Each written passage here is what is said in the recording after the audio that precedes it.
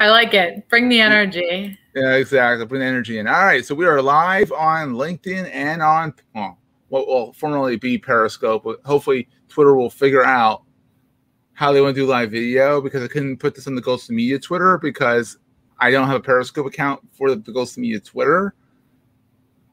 All rigmarole. You can't start up a new Periscope account because they're closing down Periscope. So I have no idea what that Twitter's doing. So, you know, a little inside baseball. Hey, everybody. Hopefully people are tuning in. If they're not, we're just talking to the wind, which is fine because we're both blue hens and we're going to enjoy ourselves. To each other. That's the fun of it. Yeah. So I think my camera should be adjusted because my chin's being hidden by my lower third here. There. So like I said, oh no, I'm crooked. Whatever. Good enough. So hey, everybody. This is the first episode of Entrepreneurs Enigma where I have a guest. This is going to be very exciting. And none other than Chelsea Craig, who's an alumna of my alma mater, University of Delaware. She's a blue hen along with me. Blue hens. Exactly. So I also learned that she was a b-ball player for the women's basketball team and that she's really tall. I am very tall. I realized that you and I have, we've obviously become close during the quarantine and a lot of networking. Yeah. I had the opportunity to host you on my show as well, just from getting to know each other. But it's the virtual world. We've only seen each other this big. So in real life, you're like 3 inches taller than me. I'm very tall. Yeah, cameras hide that. It's awesome. Well, hence you search for people on Google and they come up, and I found that she's up on the basketball team that way. And I was like, okay, cool. I'm like, but women's basketball, you can be short, you can be tall. It's not like men's basketball that they're like 25,000 feet tall. Starting height is like 6'5". Yeah, exactly. So I was like, all right. And I looked, I'm like, oh, she's 6'2". Mm-hmm. She actually was meant to be a basketball player. I was basketball or volleyball. That's true. Yeah. My sister's 6'1". Ooh. She's a long drop of water, and she was a lacrosse player. Mm. She played lacrosse she was going to play lacrosse, but she didn't at Lehigh. But she went to Lehigh. So there's a little rivalry going there. Like when Delaware played with Lehigh, because that's like a big rivalry there. So yeah. But enough inside baseball here. Let's talk about Rhino Reviews. You are the CEO, the chief boss lady, the head honcho. Those are all the glamorous roles. We can also go with like the secretary, the admin, the bookkeeper, the accountant. It's how it is. When you're an entrepreneur, that's what it is. Mm-hmm. Now, is it only you, or it's you and a whole team, right? Yeah, so I do have some contracted help, which has been an incredible lifesaver. Some key players, just as we've grown, but the majority of the bulk work, I would say, still falls. It's also probably just myself. I'm a little type A, so not wanting to relinquish any of that control yet.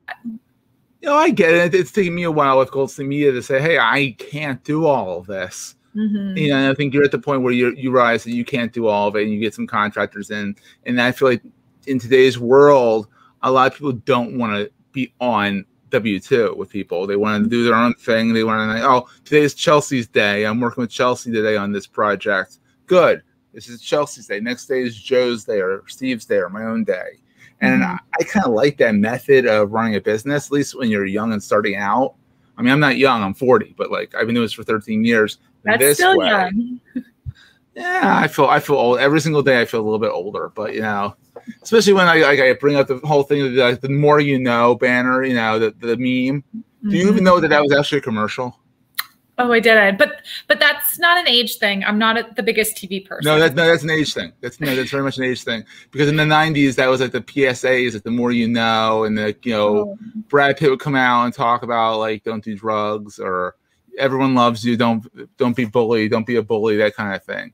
And people your age, like the middle millennials and the younger millennials, they know it's a snarky meme, like the more you know, but like to us geriatric millennials, which is my favorite term. I love it. Geriatric millennials. We're geriatric. But I just did that. But to us, that was like we also remember the eggs. This is your brain. This is your brain on drugs, and they would crack an egg in a pan, a sizzling pan. Yeah, I remember that from whether you called it DARE or it was DI, the drugs against, or I don't know. What DARE stands for, the drug one, Some drawing a blank. But yeah, no, I remember that as well. Yeah, that one's a little bit later, but the more you know one. But I don't know where I was going with that, but you know. Anyway, this is a free-form podcast. That's the fun part of this. But yeah, so you went to the University of Delaware, but you didn't go for like reputation management. I'm not even sure if that was something, is even still something you can go to school for. Is it still? I don't think you can. It is. That'd be a great lesson. I know. I think you can just now start going for web design now. When I was there, they had nothing like that. And it's all, I mean, in all honesty, I went to school, I graduated in 2014. And back then, I mean, the world of social media and the digital world has changed so much since then that it probably wasn't, I mean, you think Instagram and Facebook, they were what? 2020 or 2000, I'm sorry. So everything was forward. It wasn't really a need then. No, I actually, total left field. I actually went to school for exercise science, for physical therapy. So very different, repairing things, I guess. But not repairing online reputation. So no, the whole world of marketing, digital marketing, social media, all of that. Obviously, I partook in the social media from a personal standpoint, but didn't study it or learn it from an educational, kind of the traditional way, I guess. Well, but it's fun. So how did you find your way into this? It's a fabulous question. So I went to school for physical therapy, realized that wasn't right. Did what most people did and kind of panicked, went to a job fair and ended up getting a internship that turned into a sales role at Frito-Lay PepsiCo. Fabulous company, right? Yeah. Talk about a company that also you're very excited when you get the welcome basket and it's filled with like Doritos and Fritos and Tostitos. Yeah, amazing. Yum. I'm hungry now. Thanks. It's about that lunchtime too. Was with Frito-Lay for just over 3 years. Really loved the company. Incredible learnings. Really, they did an incredible job focusing on like personal development and growth, and just developing you both as an employee, but also more just as an individual person with a future in business. So fabulous experience there. Can't say enough. But it just wasn't right for me. And I, joined the world and said, okay, well, what's the right way to kind of pivot out of this and open up my network again? So I'll do what most people do. For some reason, it's socially acceptable to go back and get more education, spend a large sum of money on further education without really the intent and knowing why I was doing it. So what I made me there, I studied for the GMAT, was accepted at Darden, and had the full intention to go get my MBA and try and figure out what I was going to do next. After 3 years in the working world, I thought I deserved a bit of a break. So I took a couple months off before starting school.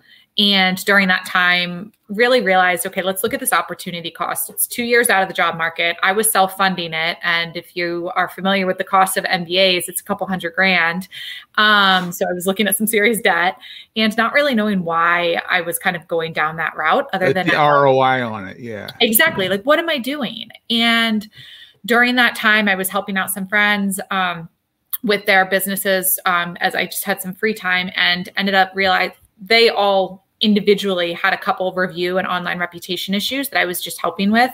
Realized I thought there might be an opportunity. There were solutions out there, but that there was some misalignment between the companies that were providing the solutions, the pricing they were offering, who they were offering it to, their target audience, and just thought, okay, I'll take a quarter of my MBA fund. Let's try it, invest it in myself, see if it works. If it doesn't, hopefully we can spin it and, still go back to school and maybe someone will hire me.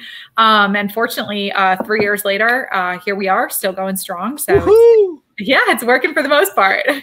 That's awesome. And so 3 years into it and it's going strong, you usually say the first year is the toughest, and then there's the 5-year mark, which I've done twice. It was supposed to be a version 1, then got a job, got out of it, did another 5 years or more than that. Now I'm 13. I can't do math anyhow, but you're doing great work. I only hear the greatest things about Rhino Reviews and Chelsea and your team. So for let's say, because there's all these Z generation out there, they're all out there. They all kind of have they have we thought we had a bad rap as millennials. They have an even weirder rap. But a lot of them are coming out and just saying, I don't want to work for the man. I want to do my own thing. What kind of advice would you give the younger set who maybe didn't fall? I feel like we both fell into entrepreneurship versus I want to be an entrepreneur. I'm going to go be an entrepreneur starting out. Like what kind of advice would you give them?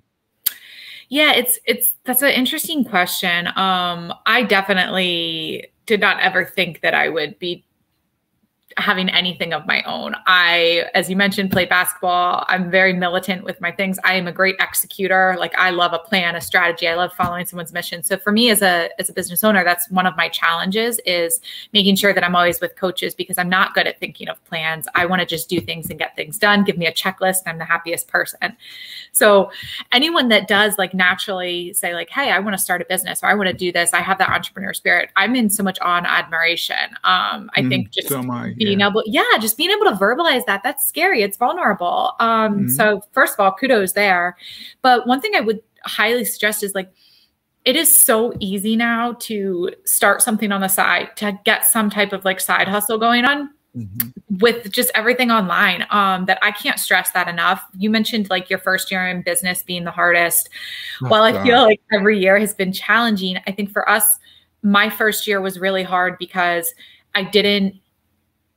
I thought I knew what people were going to want. I thought I knew what customers want. We launched the business and I thought this is great. We're going to be an overnight success. And we couldn't have been more wrong. We realized 8 months in after really listening to customer and prospect feedback, what we were missing. And when we made that pivot, that's when the business took off. But had I, kind of really been figuring that out during software development, during other key kind of downtime, I could have saved a lot. So for anyone, what I mean just by that is for anyone who is considering starting, start now. Fail fast, fail quickly, learn from it, pivot, move forward. But before jumping into heat and investing it, make sure that like there's the need there, there's the audience there, you can learn things. But yeah, start now if you're thinking about it. There's never. Yeah, there's always a side hustle. Always a side hustle. I mean, get a job with the man to pay the bills, and then do everything on the side. I mean, and I it's kind of funny. Like you said, like you said 3 years into it, you said like the first year or two, you had to pivot and change things. You know how many times in 13 years I've pivoted and changed things? Like I mean, flew by the seat of my pants. I was a journalism major at Delaware. I was in journals for 6 years. And honestly, to this day, I'm still flying by the seat of my pants. 13 years at it, I'm like, oh, we need a process for that? Oh, that would make more sense. I feel like all of those experiences are unique too. And I mean, at the end of the day, say it about sales. At the end of the day, sales is sales. The product is interchangeable. Business is kind of that way too. And, we always laugh when I'm first onboarding clients, we'll try and walk them through our processes. And they say, well, our business is very unique. Every business is unique, but 80% of all businesses are also the exact same. And so by you having all these amazing experiences and kind of different life journeys, I feel like that's what makes you now successful and makes everything, Goldstein Media, the success that it is, because you're able to pull upon all these different like unique pieces and come into something with fresh eyes, new eyes, different eyes, than what everyone else is doing. Yeah. Ironically, this was never supposed to be a 13-year journey. I remember, I think on your podcast, I said that it was supposed to be a means to an end to get a job. Oops. Hey, it's working. That's all I can say. But like, here's a question. I have I ordered these pod decks from Pod Deck, and they're a bunch of interview questions. I was going through them, and I was like, a lot of them were kind of like silly or not applicable to a business type podcast. But here's one. What would you do with an extra hour in the day? Sleep. That's what most people. I figured I'm curious. What would most people say? Probably sleep. Yeah. So I'm sure you experienced this during the pandemic. It really, this past year, working completely from home, I was always digital, but for some reason I always did everything in person. All my clients were all local. I still did all my networking in person, and being in the Philly area, anyone that's in 76 or, near that can understand driving is, I mean, probably any big city, but driving is just a headache. So when the pandemic happened, I realized I was getting like 4 hours of my day back from just not commuting and being only virtual. But I can't figure out where those extra hours went because it didn't feel any extra. But yeah, exactly. Sleep. Short answer, sleep. Probably sleep. Exactly. My thing is, I don't know what I would do. I probably would either sleep or do more work, or play with my kid. Maybe we'll say. Well, yeah. He never has enough time. He never has enough time with me, even if I give him more time. But my whole thing is with the in-person networking. That's a good question because I'm sitting here and I'm like, I'm still in the pandemic mode where it's like, I don't want to go mash shoulders with people yet. I'm not there yet. There's the whole Delta variant out right now. And I'm like, my kid's not vaccinated. I'm like, I don't think I'm ready. I've gone back to my co-working space one day a week, but it's like how's this whole pandemic experience changed? Have you been back in person to networking? So I'm not, and I actually had this conversation, I think it was yesterday with someone. I don't foresee myself really shifting back to in-person unless it's a huge event. And then for clients, because of COVID, as I mentioned before, we were all local clients in 2019 and early 2020. And now I realized we've shifted, and I only have 3 clients kind of in the local Philly area. Everywhere else is, we have our Canada clients finally, California, Chicago. So I can't go local for them. Yeah, I've noticed that too. I've had a lot of more clients that are like, we're never going to meet. Yeah, well, it sounds terrible, but it's so efficient to not meet in person. So we've kind of shifted. I've said we'll do quarterly meetings if we can in person. And then for networking, there's some fabulous groups out there. Shout out to Ben Hecht, Best of the Best. And I mean, there's too many to list, but he's one. Like on the table of 4, that's where we met on Paradigm Marketing. Yeah, Vicky Hart. Absolutely. I love Vicky. Vicky's a riot. Yeah. And as long as those groups continue networking virtually, I don't see myself shifting back. I mean, even that situation, that's a New Jersey style networking group. I wouldn't have ever been in that group prior, being in the King of Prussia area. But. No, we're both Philly people. You're in King of Prussia. I'm in Doylestown, closer to New Jersey, but they're North Jersey. Yeah, I'm not making that commute. I actually got a deal from that. It's a therapist from that group. She was in there one day. We talked, we hit it off. She's in North Jersey. Okay. I would never have gotten that client if it wasn't for Vicky. So thank you, Vicky. She's the best. Oh my God. She's and talk about high energy and bubbly and so much fun. And honestly, check out Table for 4. It's a great networking event for people to go out and meet people. Look, I met a fellow Blue Hen. It's local. Yeah, no, it's how did you choose Delaware? Because I mean, you're from Maryland, right? Maryland area. Judging by your phone number, the area code. It is. I refuse. God, I don't know when I start claiming Philly as home, but yeah. I mean, I moved out from Maryland in 2009, and God, that's longer than I want it to be. But I can't ever change my cell phone. That's that's core to who I am. So I'll have that 240 area code forever. Yeah, I've had my same phone number since sophomore year of college. Yeah, I will not drop that number. I don't care how many spam calls I get. I will not lose that number. Well, so I don't know if you find this. It actually helps me filter the spam calls better because they use your area code. So they use I'll get all these calls from Baltimore or from Gaithersburg, all these Maryland places. And obviously I'm in Philly now for the past over 10 years. So anytime I see those calls come through, I know to just ignore because they're spam ones. Yeah, and actually the phones are getting better at saying suspected spam. Yes, I've been, which is scary because I'm always wondering, well, what if that isn't suspected spam? I don't know when I get, but I'm if they want to talk to me, they can leave a message. So yeah, I fortunately, well, not that I know at least, because I guess maybe the person hasn't left a message, but I don't think that they've been incorrect. I normally search any unknown call, I silence it and then search it and go off of that on whether it's been a reported phone number or if it's a real one. Yeah, spam. Yeah. All right, so go back to review management here.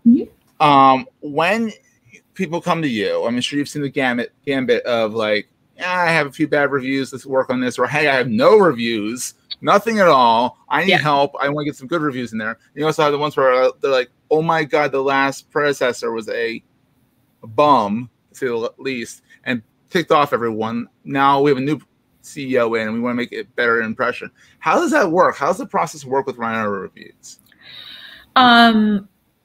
So those are, quite a few kind of different examples. So we would approach each one differently. And I think that's exactly to your point, what makes us unique and why our clients enjoy working with us. As I mentioned at the beginning of this, I did not invent the importance of online reviews, though I wish I did, or the need for rich. Yeah. God. Woo. I definitely didn't invent that need. I didn't invent the tool or the idea on how to get more. What makes us unique is our customized strategy. So for example, you just listed 3 very different situations that would require 3 different strategies, 3 different approaches. And what we found was in the market, there's not customized solutions. There's software you can go get, but then it always falls on your team to come up with the strategy, to implement the strategy, or your marketing team to come up with the strategy and implement it.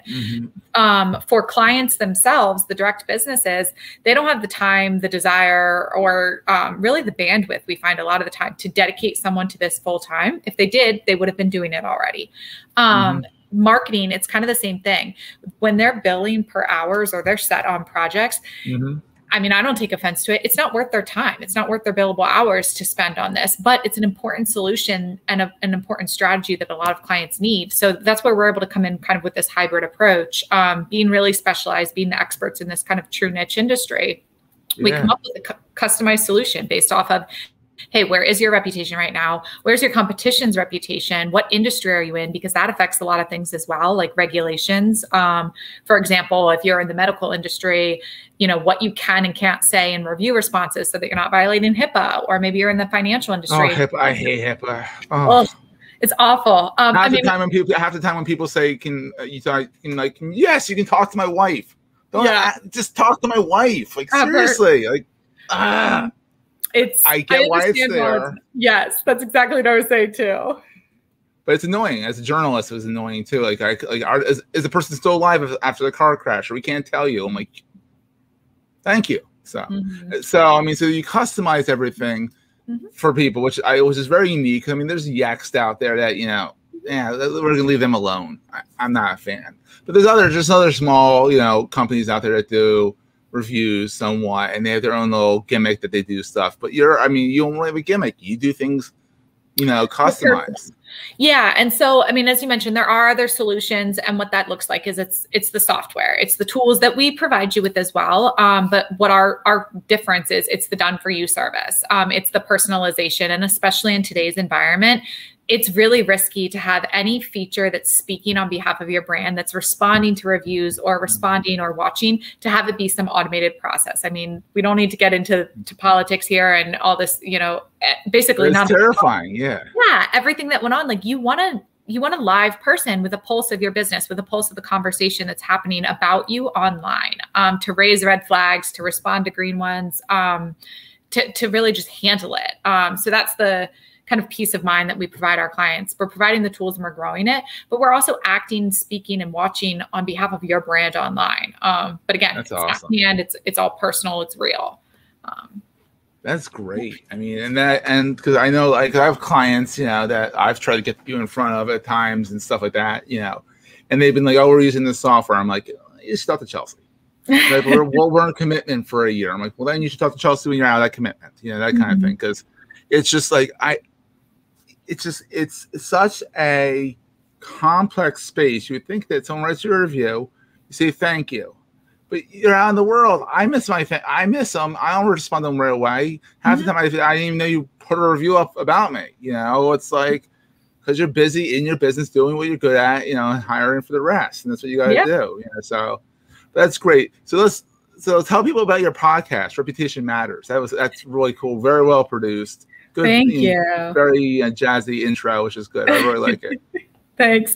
And shout out, I mean, if anyone listening wants to check out a great episode, I had Seth on the show. So really entertaining episode, super high energy. Oh my gosh, the range and conversations that we talked about too. I think you and I hit on the most topics to date. Really exciting episode. But the show is, what I like about it is the majority of the time we're interviewing agency owners such as yourself and getting their kind of take on both reputation management and then the unique strategies that they've put in place. One thing that I really love is I use the definition a lot. You know, if you were to ask someone what's their definition of small business, it's so wide. And I feel like it's that way with reputation management. So I love starting the show, just getting this industry's take on, hey, what does reputation management mean? And it's often shaped by experiences that they've had with clients. And then kind of moving forward, okay, what are their strategies? And again, it's so unique because each agency typically has their niche of clients they work with. So it's great getting their insights and their strategies for that specific niche, but then also realizing that, again, those are strategies that maybe they've always done it in the construction space because it works really well, but someone in the law industry really could pick up on that and take it there. So it's, I really enjoy it. Great opportunity again, also just to talk with really engaging, incredible people such as yourself. But yeah, highly recommend checking it out. We're on any platform that you listen to your podcast, download, give us 5 stars if we deserve it. Give us a rating. Deserve it. They're always good. I really enjoy them. You're very, you got a good bedside manner, and I enjoy it. Take it from some guy who's been doing podcasts for a little too long. But, so all right, so where can people find you online? Where are you most active?